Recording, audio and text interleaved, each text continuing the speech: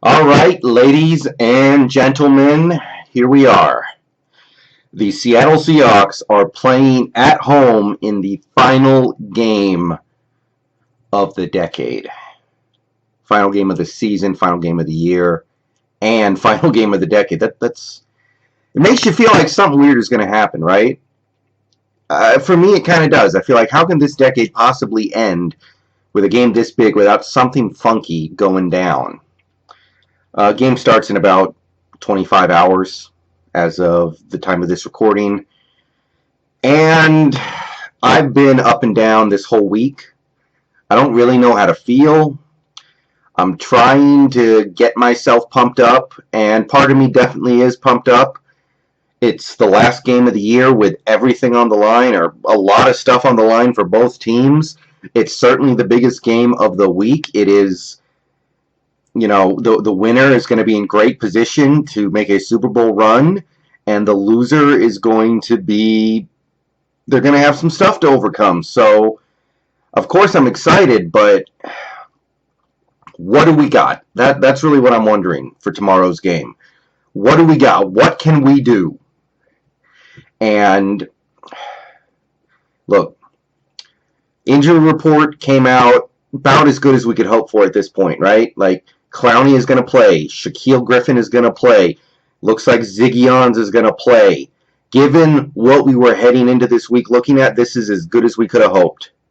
No Dwayne Brown, and of course that is big, but he's out, probably going to be out for the first playoff game. Malik Turner out. This was a surprise. I did not know about this. Some of you guys might, in the back of your heads, be a little excited that this means we're going to see some John Ursua, and if that happens, great, but more than likely, we're going to see a little more David Moore. We're going to see a little more Jerron Brown. We're going to see some more big offensive line sets. And maybe Ursula will get on the field a little bit, but I wouldn't count on much. And happy surprise here, Quandre Diggs, only questionable, which to me says very good chance he's going to be back next week. I don't really expect him back this week. That would be beyond my most optimistic hopes, but Quandre Diggs could play tomorrow, and Ethan Posick also questionable, which isn't as big a deal as it could be because we do have Mike Upati, but Posick potentially available. And hey, I mean, we can't even be too mad about that injury report when you look at what the 49ers are dealing with. They don't have any D Ford, who is, one of their best pass rushers, although he's been hurt all year. No Julian Taylor, one of their defensive tackles. No Jaquiski Tart, who is a safety who has played very well for them this year. And maybe no Mike Person. We don't know. He's questionable. So they got their own problems, but and this goes back to my complaints about the coaching staff on this team. This is why I really want to clean house sooner rather than later. This is why I say the things I do about Pete Carroll and Brian Schottenheimer now, and, well, really all year long I've been saying it about Ken Norton, but the 49ers, they are at a big advantage in this area, and they are probably going to win this game tomorrow because they have a massive coaching advantage that allows them to overcome injuries. Like, you notice how it doesn't matter who the 49ers running back seems to be. They will be down to their third string running back, their fourth string running back. It doesn't matter who they throw out there. They still find a way to make plays and run the ball, and they find a way to run their offense because it's not about the running back. It's about the scheme. You see some of these teams, and, maybe you put the 49ers kind of in that same group, but there are certainly teams out there, it doesn't matter who the receiver is, they just get open and catch big we It's because it's not about the players for those teams. It's about the scheme. We don't have that. Not that this happened, but if Tyler Lockett gets hurt tomorrow, and we've already seen this actually, Tyler Lockett was limping through a couple games about a month ago. And our offense completely went in the tank without Lockett, except for the one game against the Vikings where we ran all over them. but we couldn't move the ball hardly against the Eagles. We had one big play. We had two big plays against the Eagles, and that was basically all we did on offense that whole game. After Lockett got hurt against the 49ers, the offense struggled mightily, and we did not see the offense really the passing offense really wake up until Lockett was himself again against the Panthers. And you see that in other areas too.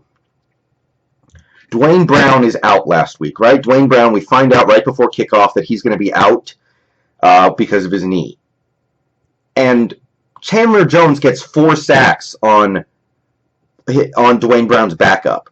There is no change to the scheme where it says, okay, we're going to do this, this, and that to account for the fact that we don't have Dwayne Brown. We're going to go to a quick passing game. We're going to double team the pass rusher on that side. No, we're just going to leave Jamarco Jones out there to get demolished over and over and over again, just get murdered by a pass rusher that he is not even close to being equipped to handle.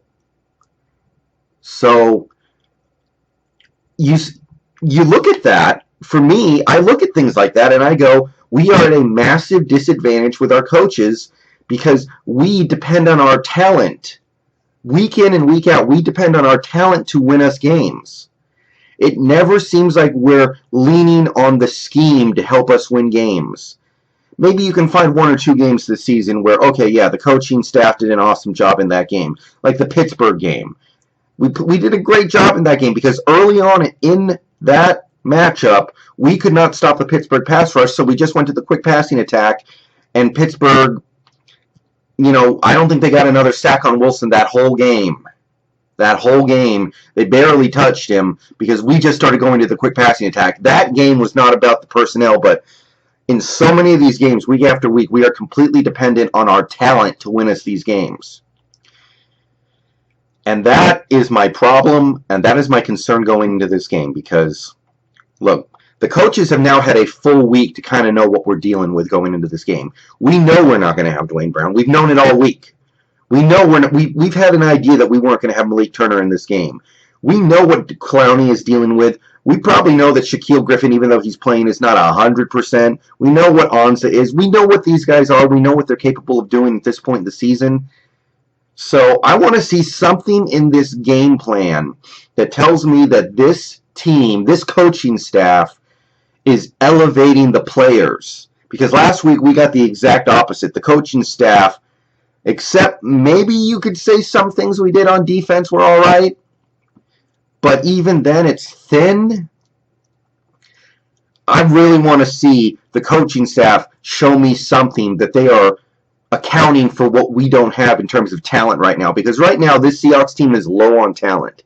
It really is. The offensive line, we just lost our best offensive lineman. Now we've got some backups. We've got some, one-way players basically at guard, guys who are only really good at run blocking. We've got an undersized center. We've got Jermaine Ifedi, who the hell knows what he's going to do from game to game. The receivers, it's already been thin. Now it's even thinner. We're down to 2 guys we really trust, and 1 guy's a rookie who has been making some mistakes lately. Hit that rookie wall a little bit, maybe.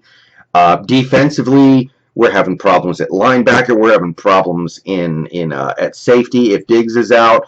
There's just so much going on with this team, and I want to see, can this coaching staff give us some kind of advantage? Because I know Kyle Shanahan does.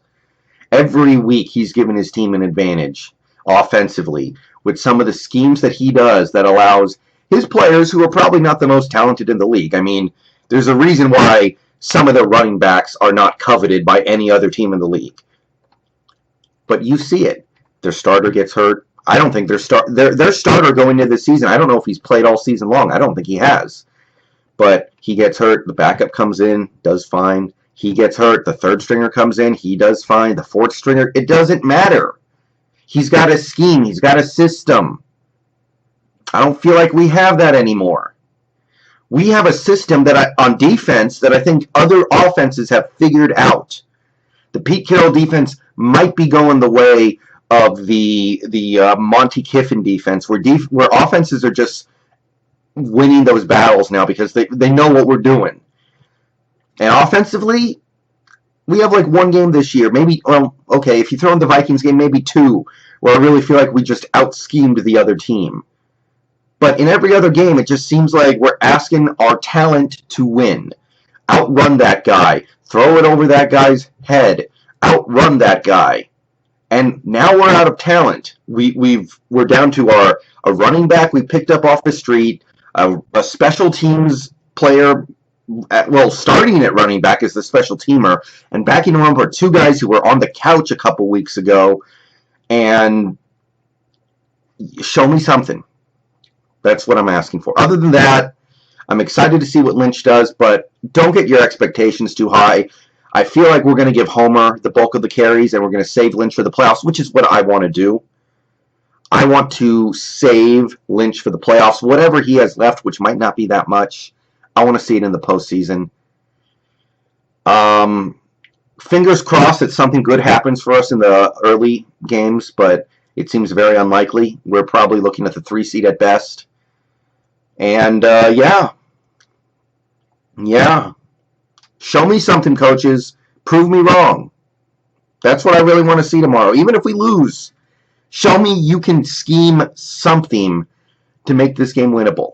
At least show me you're not going to let Jamarco Jones or George Fant or whoever we have at left tackle give up 8 sacks, and that's how we lose. Give me something to work with. All right. See you guys after the game. I might stream after it. I might not. I don't know. But, yeah, it's tough to get too excited for this one, but there's just a part of you that feels like something special is going to find a way to happen out there, be it because it's the last game of the year, because we got Lynch back. Something is going to happen. That's really feels like what we're hoping for. All right, peace.